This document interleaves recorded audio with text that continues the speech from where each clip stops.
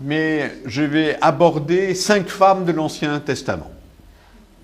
Je vais vous présenter, pas simplement et non pas uniquement sur la notion de la valeur de leur témoignage et de ce qu'elle peut manifester et signifier en tant que femme au cœur de l'histoire de l'Ancien Testament, mais bien davantage comment, au XIXe siècle, on va traduire en images, à l'intérieur de la cathédrale, le thème, donc, de ces 5 femmes.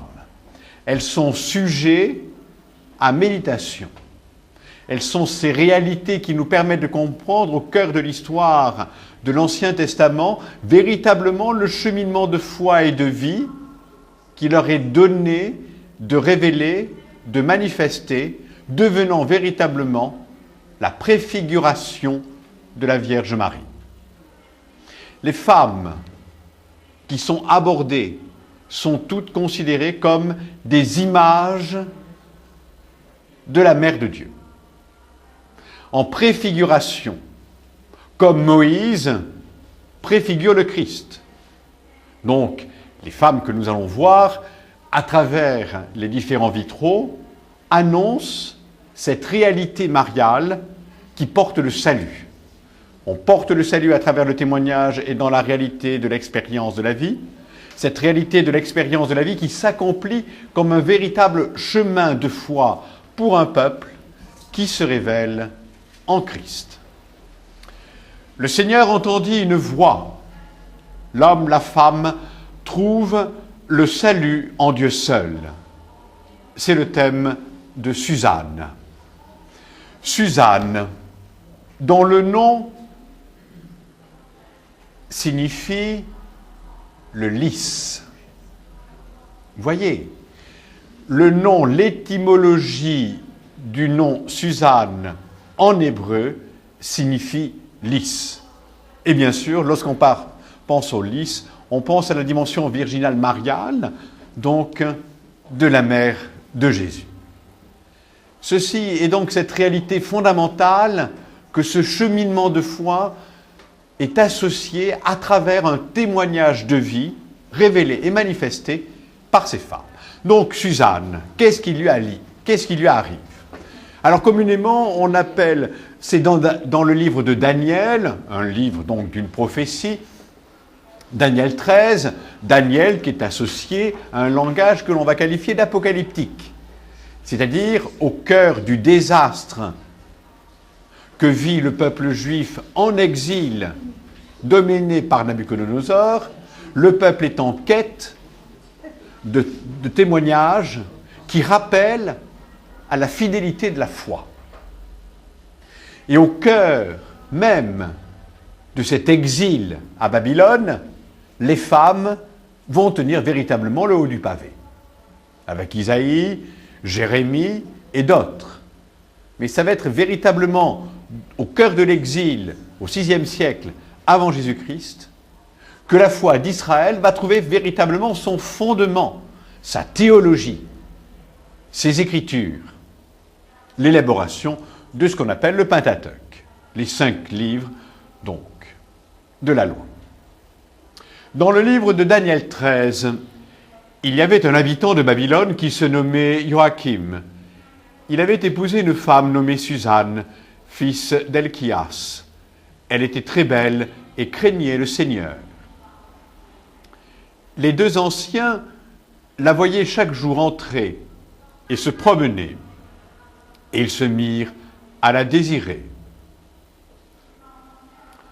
Tous 2 brûlaient de convoitise, mais ils ne se l'avouaient pas l'un à l'autre, car ils avaient honte d'avouer leur désir de s'unir à elle. Tu sais qu'ils ont porté contre moi un faux témoignage. Voici que je vais mourir, sans avoir rien fait de tout ce que leur méchanceté a imaginé contre moi.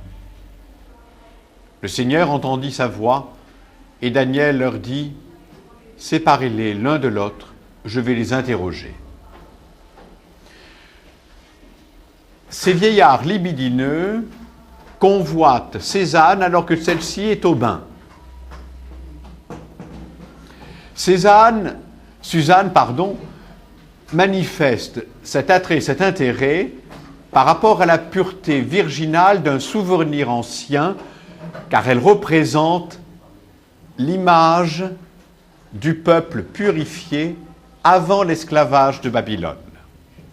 Donc cette histoire dépasse le récit historique, ça devient véritablement le symbole d'une identité, d'une mémoire.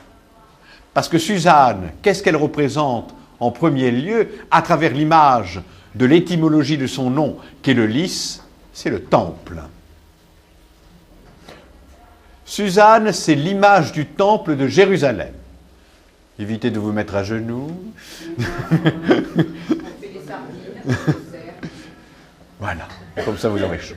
Donc, ce qui est très intéressant, c'est qu'à travers le récit de Suzanne, on a véritablement là un récit qui rappelle à la fidélité. Elle est condamnée parce que, bien sûr, ces vieillards veulent totalement l'éliminer, parce qu'ils ne veulent pas avouer leur désir. C'est-à-dire de coucher, c'est-à-dire d'abuser de Suzanne.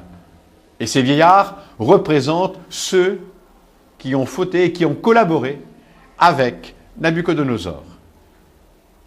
Vous voyez donc, le contexte historique dépasse véritablement, parce que l'ensemble de ces textes, le livre de Daniel, d'Esther, de Judith, sont des livres qui nous ouvrent à des accompagnements, des sortes de leçons de vie, de ces petits ouvrages qui nous introduiraient à des histoires bibliques nous permettant de garder l'espérance. Et garder l'espérance, c'est demeurer dans l'ordre de la fidélité.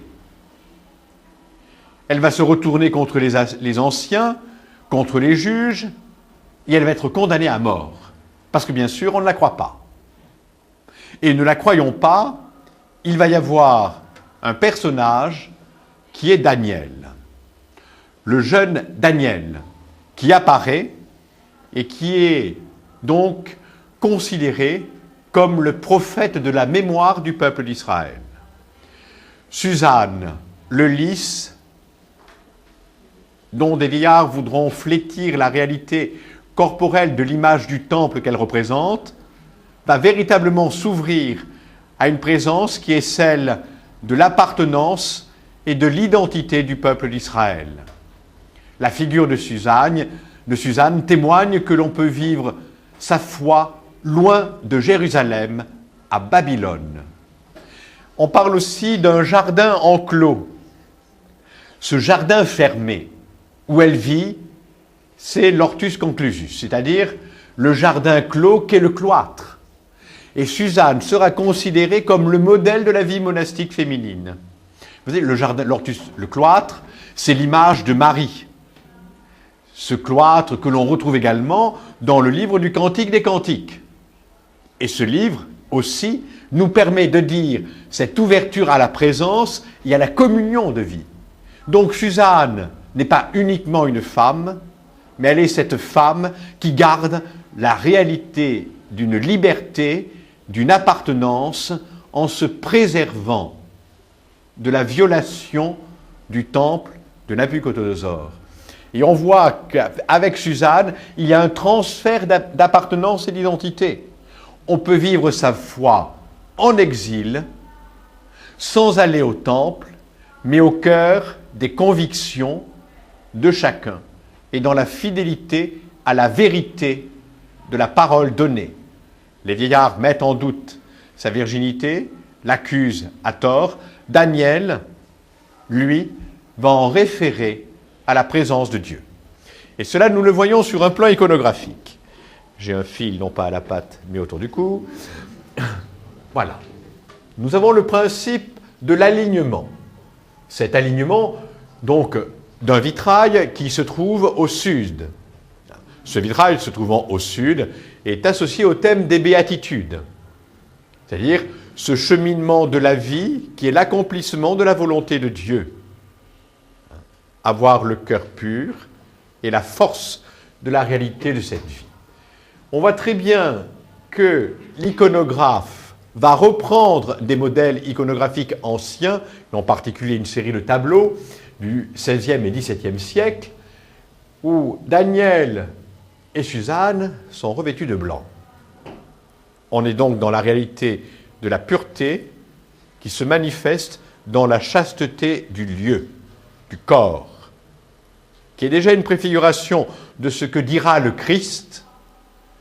C'est en notre corps que nous vivons la dimension de cette foi, et vous êtes et vous appartenez au corps du Christ. On voit très très bien que ces deux réalités font mémoire, parce que lorsqu'on compose l'iconographie, on pense au Christ. Les béatitudes, c'est bien le Christ qui les a prononcées, et l'iconographe va utiliser des sujets de l'Ancien Testament pour nous permettre de comprendre qu'il y a un lien véritable entre l'Ancien et le Nouveau Testament. Et que déjà, dans l'Ancien Testament, il y avait cette ouverture de vie et cette présence de vie qui annonçait le Sauveur à travers ceux qui ont témoigné, depuis les patriarches, etc. Donc, les deux réalités de la couleur blanche, ornée, qui devient effectivement la fondation du sacerdoce et de la fonction nuptiale. Donc, le juge s'adresse aux vieillards, il condamne les vieillards, la colonne de l'espace situe l'influence iconographique empruntée au modèle roman, tel que nous l'avions au XIXe siècle, de celui qui est habillé, version médiévale, avec des thèmes et une tunique, donc de la période du IXe siècle carolingienne. Donc, cette béatitude est effectivement ornée dans un rapport du langage des mains. Il ne s'agit pas simplement d'un récit historié associé à Daniel 13, entre, dans cette partie où le pourpre, le vert, qui n'est pas la couleur de l'espérance ici, mais le vert est la couleur de la perfidie. Voilà. C'est-à-dire du mensonge.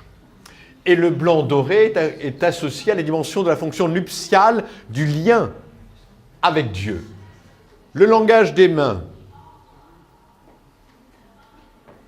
Daniel pointe le doigt. Ça veut dire que le pouvoir de sa parole est associé à la fidélité, donc, de la parole divine. Et ce doigt, cette main, barre le jugement et contredit, donc, le jugement, donc, du juge. De la main gauche, il présente la requête de Suzanne à Dieu seul. Parce qu'une première fois, elle est conduite pour être exécutée, et Daniel intercepte le groupe pour dire « Attention, ces vieillards ne disent pas la vérité ».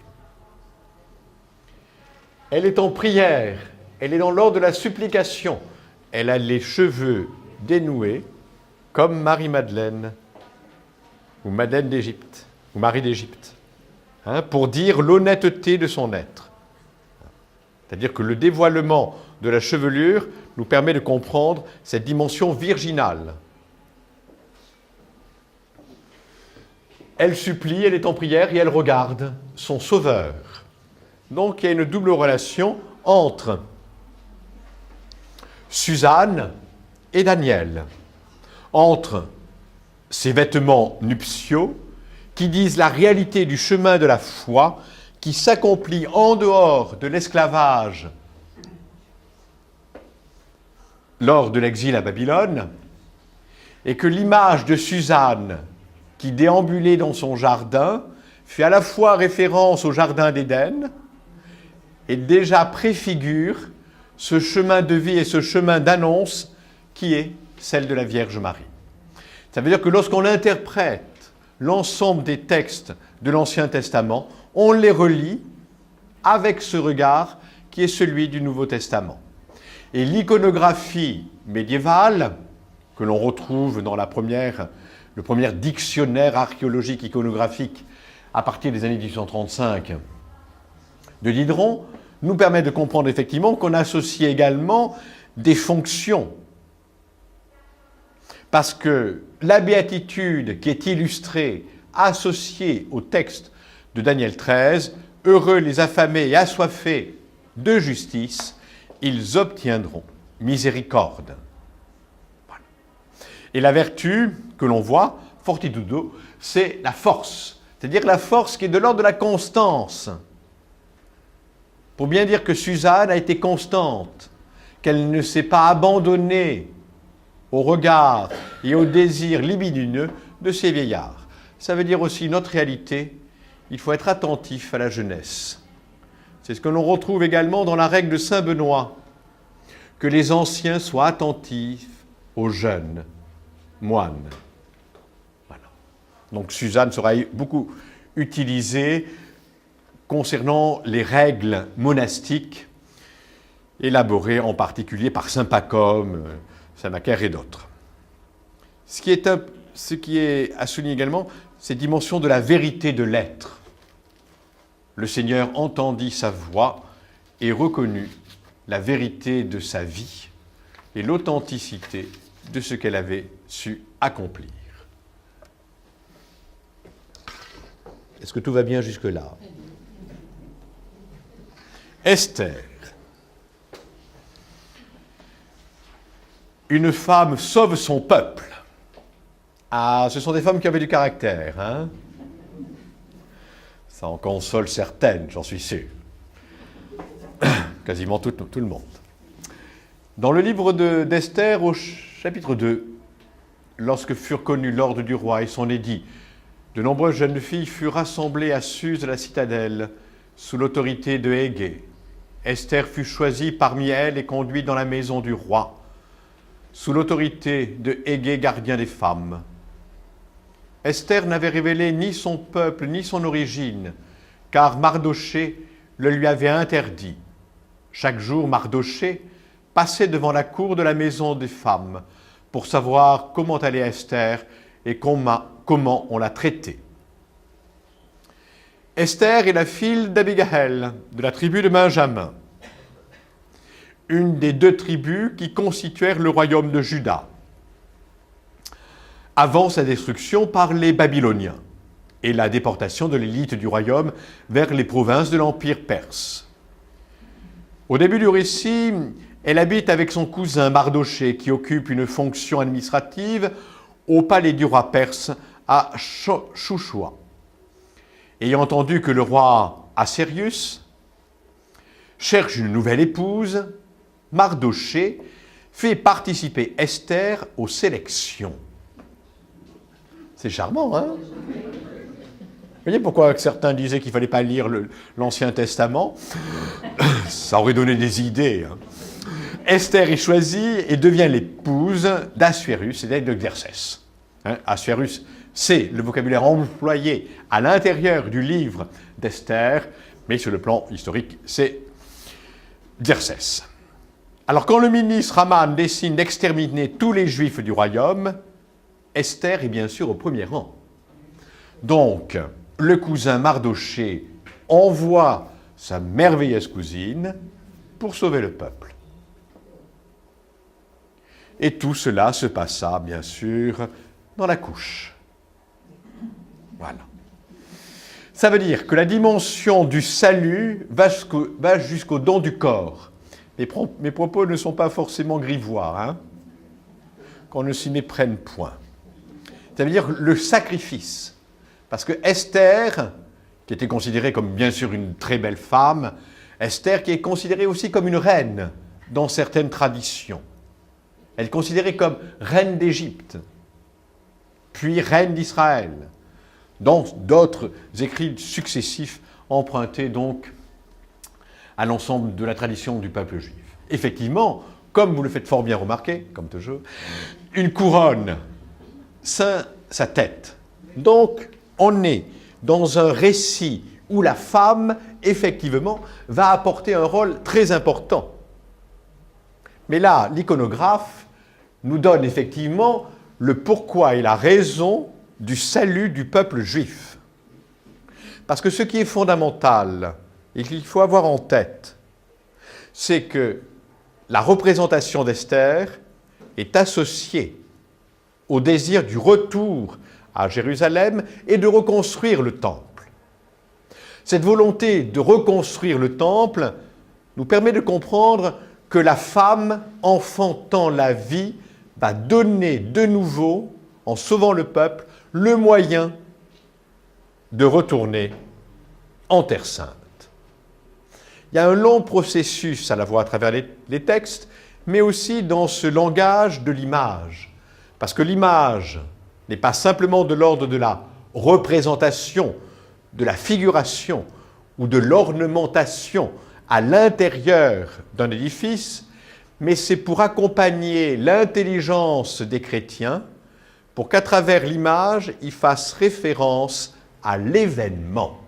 Ce qui compte, qu'est-ce qu'elles ont fait et de quoi elles témoignent et comment véritablement, à travers ce témoignage, nous pouvons associer à l'intérieur de la nef de la cathédrale Saint-Front, donc nef qui se trouve au nord. Et l'ensemble des nefs au nord sont consacrées, à travers les vitraux, au thème de la Vierge Marie. Le nord, c'est le lieu de la nuit, de l'obscurité. Donc c'est le lieu de l'enfantement, du salut par Marie. Elle nous ouvre au salut.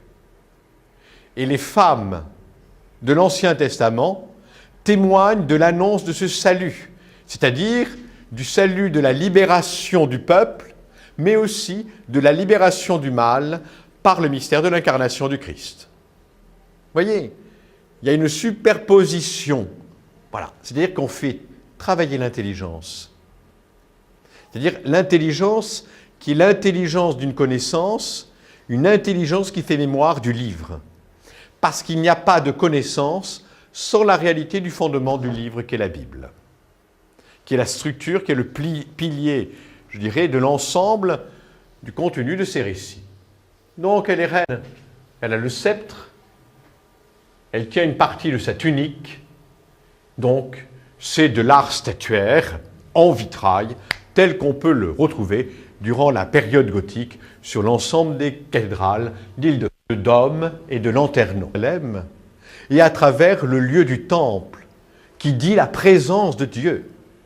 Mais lorsque l'Arche d'Alliance disparaît, lorsque le temple est détruit, et lorsqu'on va recommencer à reconstruire le second temple, puis la destruction du temple sous l'empereur Titus, en 70, il y aura une rupture totale. C'est-à-dire que le monde du peuple juif est en exil. Et ce que révèle Esther, c'est une femme qui sauve son peuple, qui est de l'ordre de la royauté, parce qu'elle a sauvé un peuple en se sacrifiant, donc, à la tyrannie d'un homme.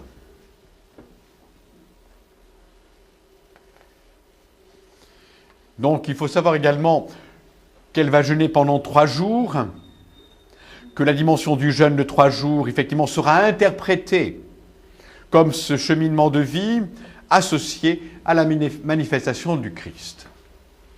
Que faut-il croire? Parce qu'il n'y a pas d'image sans la réalité de la foi. Le maître mot du monde médiéval, je vous l'ai déjà dit, c'est croire pour voir et voir pour croire. Il y a l'association d'un regard de foi et l'expérience d'une dimension visuelle pour véritablement accéder à une expérience de foi. Esther est une jeune juive, orpheline, élevée par son oncle Mardoché et par le fils qui est son cousin, au territoire perse. Et le roi Assuérus, séduit par sa grande beauté. Juive, c'est la femme d'un roi païen, mais qui va sauver son peuple. La prière d'Esther laisse ses somptueux vêtements et ses bijoux. Sur sa tête, elle ne met pas de parfum, mais de la cendre. Parce qu'après, effectivement, elle sait qu'elle s'est sacrifiée. Et par ce geste, elle montre que ce sacrifice se tourne vers Dieu. Elle ne s'est pas simplement contentée d'être une courtisane, mais elle a bien mesuré que ce qu'elle faisait, c'était pour le peuple. Et pendant 3 jours, donc, elle prie et demande à Dieu le courage d'intervenir donc, dans cette dimension de ce qu'elle a accompli. et le roi protégera le peuple juif jusqu'au retournement complet de situation où Aman, celui qui voulait condamner et exécuter les Juifs, sera pendu.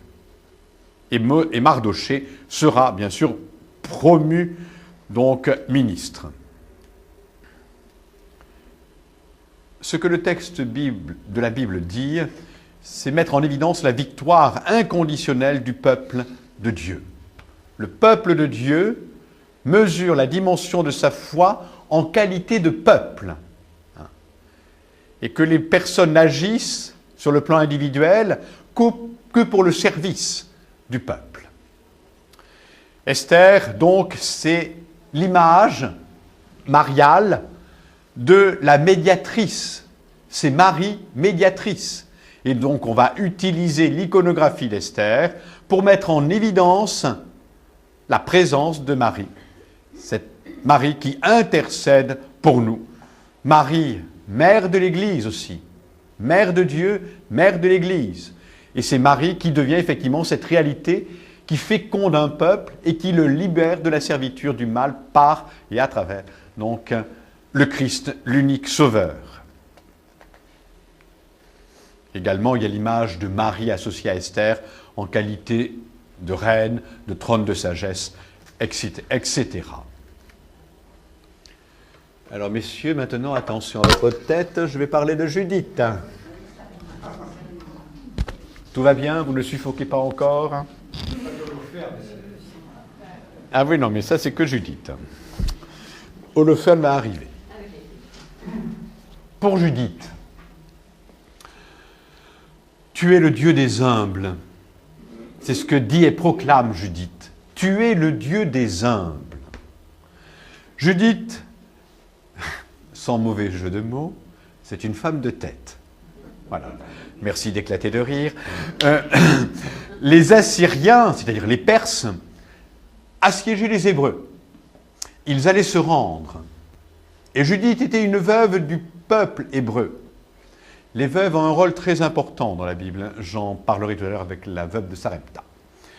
Judith, étant une veuve, elle planifia de rencontrer Holoferne, le chef assyrien, en prétendant trahir son peuple.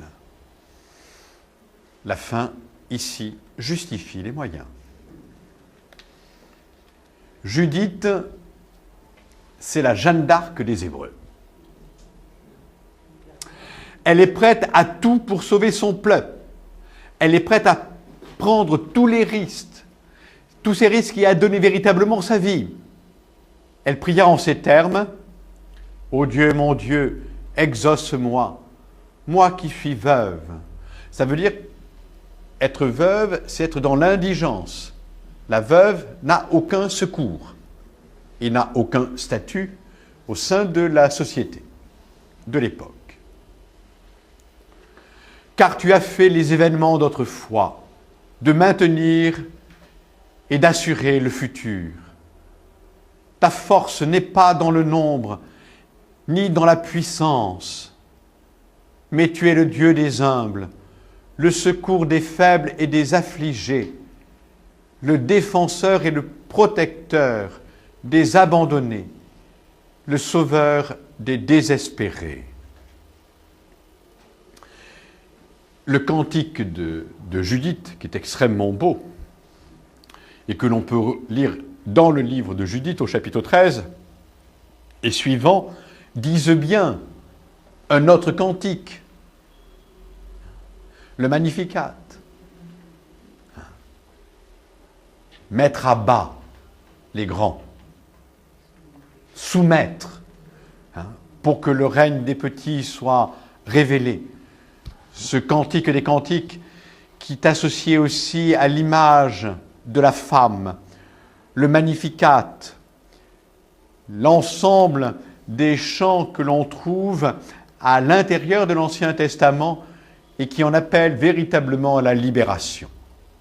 Le maître mot de l'Ancien Testament, les deux maîtres mots sont un Dieu qui libère, un Dieu qui fait alliance.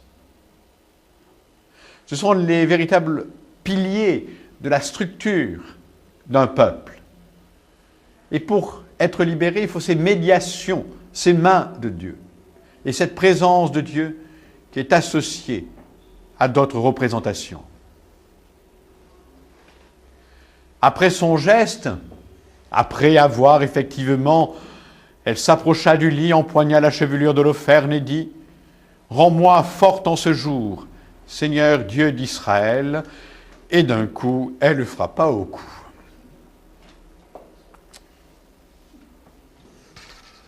Ce n'est pas une foi tiède, hein, mais évitez d'en arriver là.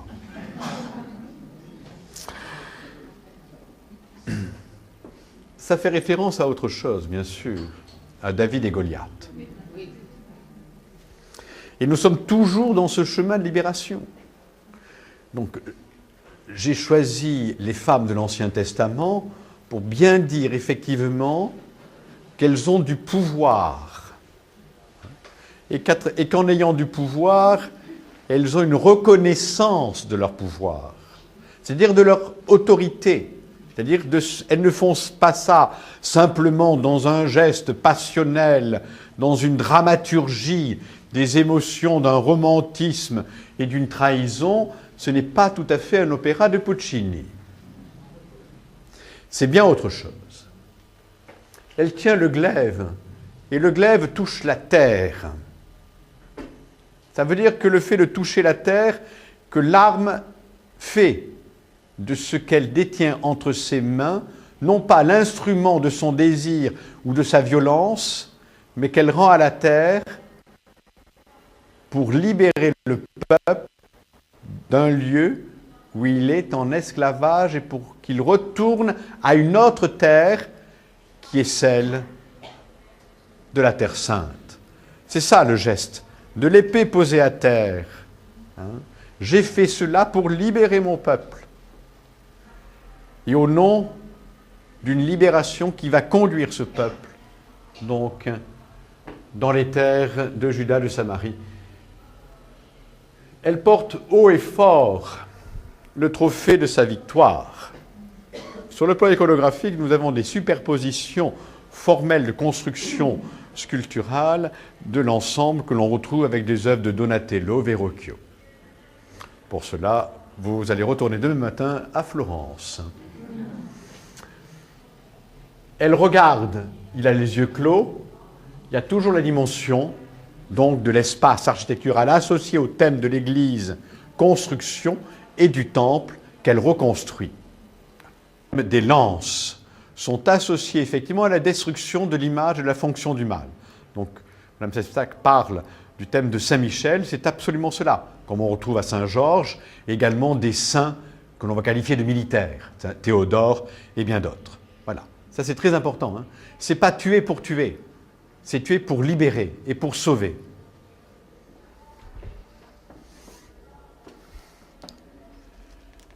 Et le peuple va bénir Judith en disant « Tu es l'exaltation de Jérusalem, l'orgueil du peuple Israël, la grande fierté de notre race. À travers toi, Dieu nous bénit, béni sois-tu, le puissant en perpétuité, ainsi soit-il, le peuple t'a sauvé. » Et là, elle entonnera le fameux cantique dont je vous ai parlé, et à l'occasion donc, au chapitre 13 du livre de Judith, vous pourrez relire avec beaucoup d'intérêt. Donc ce texte est absolument remarquable. Hein. Relisez, c'est un tout petit livre. Hein. Donc le livre de Judith est très très très intéressant. Donc, la femme libératrice. Et Judith, l'étymologie du mot, c'est la juive, la judéenne. Voilà. Donc à travers elle est personnifié l'ensemble du peuple. Voilà. Ah, pardon, j'ai un peu précipité le... Voilà. Judith, la veuve de Sarepta. Comme je viens de vous le dire, les veuves sont très nombreuses dans l'Ancien Testament à cause des guerres incessantes et des règlements de compte personnels entre les différentes tribus. La veuve de Sarepta, que le prophète Élie va rencontrer sur le conseil de Dieu. Dieu dit à Élie, Va donc voir la veuve Sarepta. Et en allant la voir, tu vas lui demander pitance, c'est-à-dire qu'il y a entre eux une relation de nourriture. Ce vitrail se trouve au-dessus de nous. C'est ce qu'on appelle les œuvres de miséricorde, c'est-à-dire la pratique de la foi. Au cœur des béatitudes qui sont sur le mur sud, c'est le chemin de la foi à travers donc les béatitudes, les œuvres de miséricorde, c'est Matthieu 25. Tout ce que tu as fait au plus petit d'entre les miens, c'est à moi que tu l'as fait. Donner à manger, donner à boire, voilà, etc. Donc on voit qu'il y a une véritable corrélation de résonance et de sens, de correspondance visuelle, mais que ces correspondances ne sont pas forcément des images pieuses, mais pour bien mettre en évidence la réalité, la fonction et le rôle de l'image à partir du texte biblique et évangélique. La veuve ramassait du bois au bord de la ville pour faire un maigre feu. Élie l'interpella et lui demanda d'apporter une cruche d'eau et un morceau de pain. Mais la pauvre femme répondit qu'elle n'avait plus de pain, seulement une poignée de farine et un fond d'huile dans une jarre qui servirait de dernier repas à son jeune fils, et à elle-même. Élie était confiant en la puissance de Dieu. Ça veut dire qu'il faisait davantage confiance à Dieu qu'à la femme. Mais Dieu apprend également et éduque les prophètes. S'il avait fait un miracle par l'intermédiaire des corbeaux, un texte précédent, il pouvait bien en faire un en se servant d'une pauvre veuve. Ce fut la première multiplication des pains. Et cela est extrêmement important. La veuve de Sarepta, de ce que disent les pères de l'Église, de ce que disent les spirituels de la période médiévale, c'est l'image de la première multiplication des pains. Multiplication des pains au cœur de cette histoire, parce qu'elle est veuve, donc elle est démunie.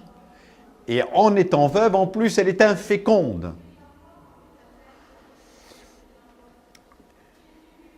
La veuve rentra chez elle, alors qu'Élie lui avait préparé, effectivement, alors qu'Élie lui avait demandé de lui préparer un morceau de pain. Elle préparait une galette, puis une autre, et encore une autre. La démultiplication des pains a lieu chez elle. Et la jarre était toujours pleine de farine et le niveau d'huile ne baissait pas alors qu'elle consommait l'ensemble de ces ingrédients. Le prophète, la veuve et son jeune fils purent ainsi se nourrir plusieurs jours. La nourriture va donc être partagée entre le prophète, la veuve et son fils. Mais un malheur survint. Le jeune garçon tomba malade et mourut. Alors la veuve se révolta. Elle s'en prit à Élie, ce prophète de malheur, cet oiseau de mauvais augure. Il aurait mieux fait de rester avec les corbeaux, dit la veuve. Élie s'en prit à l'Éternel et ne comprenant pas cette épreuve qui frappait une femme hospitalière et de grande foi, interrogea l'Éternel. Élie fit un rituel et réanima le fils. Et l'enfant fut rendu à sa mère émerveillée.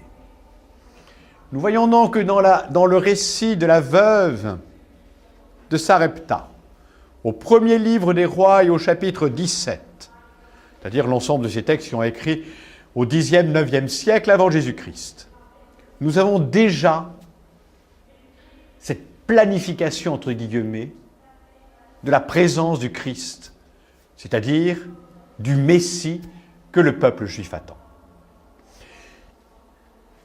Et la dimension de cette vie, elle est là, dans la fécondité de ces arbres. Parce qu'il est également dit qu'Élie se trouvait dans le désert et qu'Élie attendait. Et attendait, mais le don de ce pain, ô combien impressionnant par son volume, dit que la femme veuve, inféconde, rappelle à la fois Sarah, Élisabeth, cousine de Marie, et Marie. Lorsque Dieu veut, il donne la vie. Et cette vie devient l'espace d'un paradis retrouvé, c'est-à-dire d'un jardin fécond qui associe la veuve de Sarepta, car toutes les femmes de la Bible ont un lien avec Ève. Et dans ce cheminement théologique du peuple de Dieu, du peuple d'Israël qui attend le Messie, toutes les femmes préfigurent aussi, dans la manifestation du bien révélé et dans le salut manifesté, Marie. Dans cette iconographie extrêmement riche, on voit comment l'iconographe est le maître verrier, parce qu'on fait d'abord des cartons et on répond à une réalité liée aux besoins, qui met en scène l'interprétation du texte. Le thème de la femme, veuve, et de l'inversion des couleurs.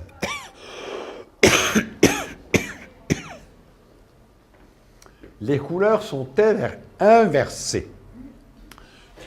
Le manteau, la tunique. La tunique et le manteau. Rouge, vert, vert, rouge. Voyez ? C'est-à-dire que Élie se reçoit de la femme comme la femme se reçoit d'Élie. Il ne s'agit pas simplement de faire une interprétation à caractère, je dirais, la symbolique des couleurs, ce qui peut être également le cas. Mais on n'accorde pas la même valeur symbolique aux couleurs suivant différentes périodes. Des grands courants artistiques, que ce soit la Renaissance, à la période, je dirais, moderne, entre guillemets, qui est le XVIe, XVIIe, XVIIIe siècle, et au XIXe siècle. Ici, l'iconographe va dire le sens théologique du texte pour que l'image en témoigne véritablement et que cette imprécation et cette union des couleurs associe ce qui est révélé dans les arbres. Parce qu'il ne s'agit pas simplement de donner une fonction à la couleur, le rouge, le sang, le vert, l'espérance, ou suivant d'autres situations d'inversion de couleur, de perfidie et autres, mais de bien associer que ce qui est fondamental, c'est que le geste de cette multiplication, préfiguration de la multiplication des pains, c'est déjà l'Eucharistie qui sauve. Que le corps du Christ se révèle et qui devient jardin de vie. Et le jardin de vie, c'est le paradis. C'est-à-dire cette espérance du royaume éternel, où nous fractionnerons ce pain dans ce banquet de la vie et de la joie. C'est véritablement ce pain de vie, ce pain de joie. Et la veuve représente également la consécration à l'image de l'époux qu'est le Christ. J'ai eu faim et vous m'avez donné à manger. Rappelle Matthieu 25 au verset 35. Voilà. C'est-à-dire qu'en acte, l'acte du chrétien accomplit la réalité de l'expérience du Christ en chacune de nos vies. C'est-à-dire que nous reproduisons ce que le Christ a accompli en nous.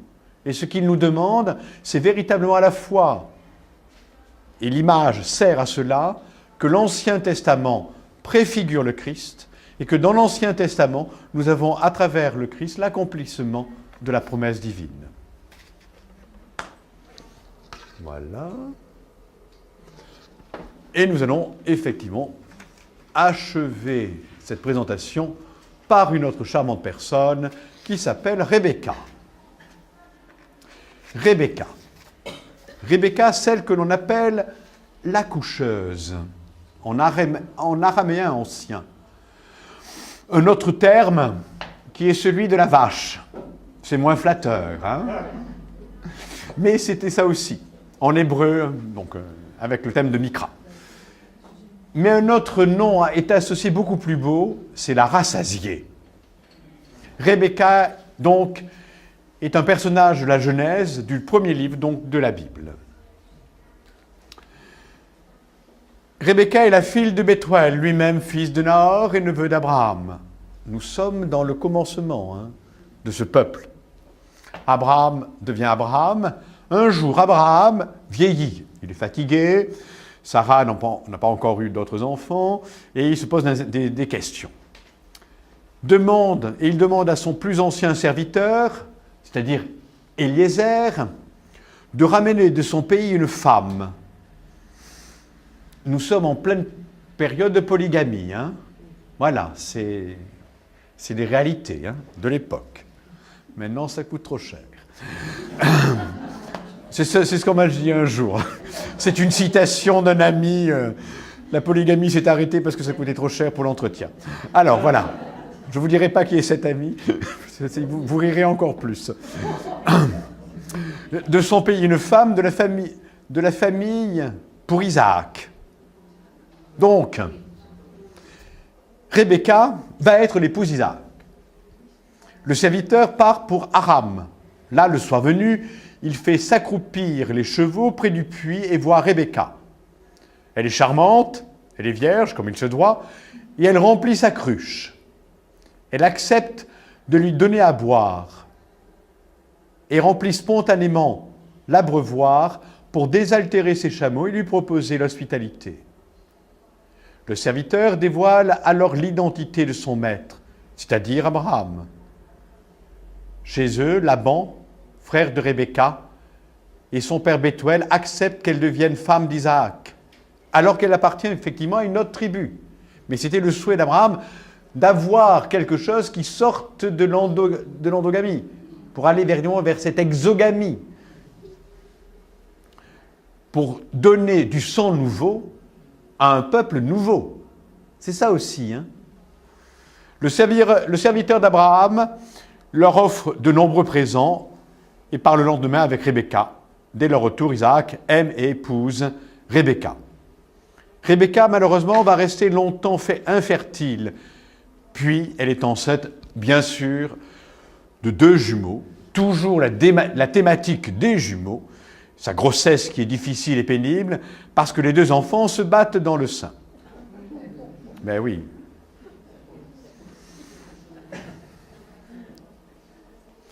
Il y a Ésaü et Jacob. Vous vous souvenez, Jacob, pour un plat de lentilles, va vendre la droit de filiation. Qu'est-ce qu'il y a à découvrir?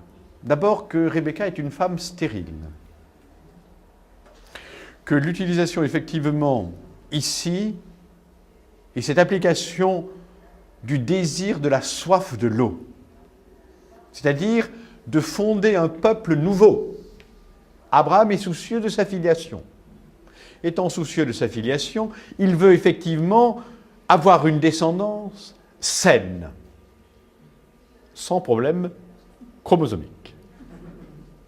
C'était pas le... voilà, c'est ça aussi, parce qu'ils étaient quand même... Ils voyaient les effets que ça produisait, les mariages consanguins.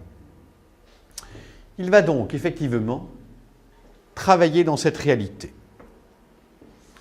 Et Eliezer, le ministre, le prétendant, pas tout à fait le ministre, mais celui qui est envoyé à l'extérieur pour chercher la belle Rebecca, il va se situer au même niveau.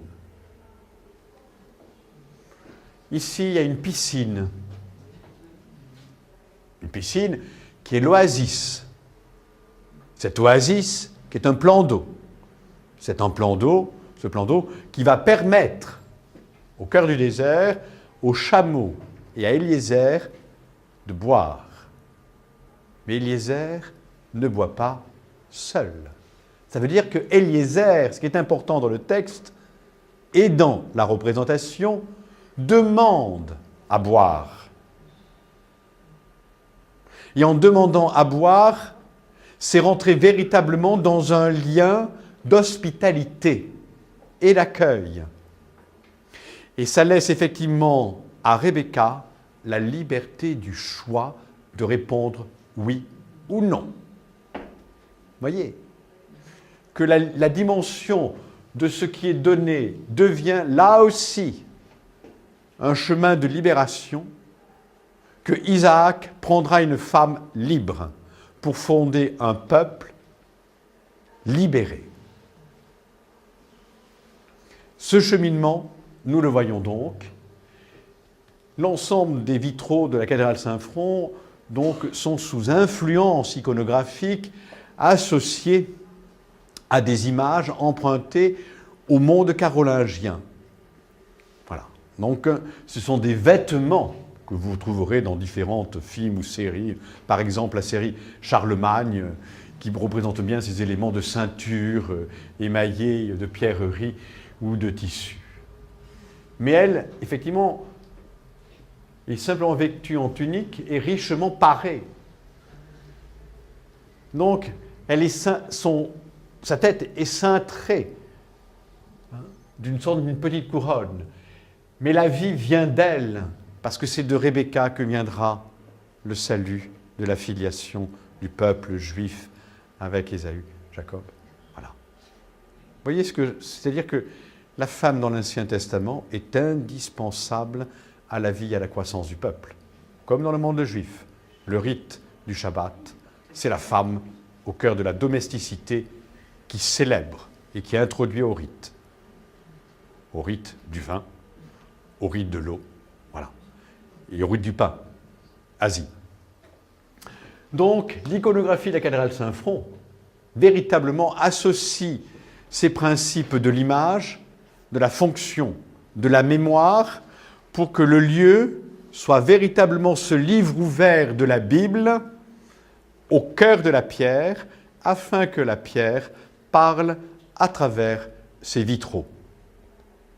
La fonction des maîtres verriers au XIXe siècle, où on retrouve les grandes thématiques des recherches durant la période médiévale et en particulier durant la période gothique, c'est de donner à voir cette illustration qui associe le principe de l'éclairage, réalité purement pratique, et de faire ces visions un langage de l'image qui devienne véritablement une catéchèse de l'Ancien et du Nouveau Testament, parce que le Christ n'abolit rien, mais il accomplit tout.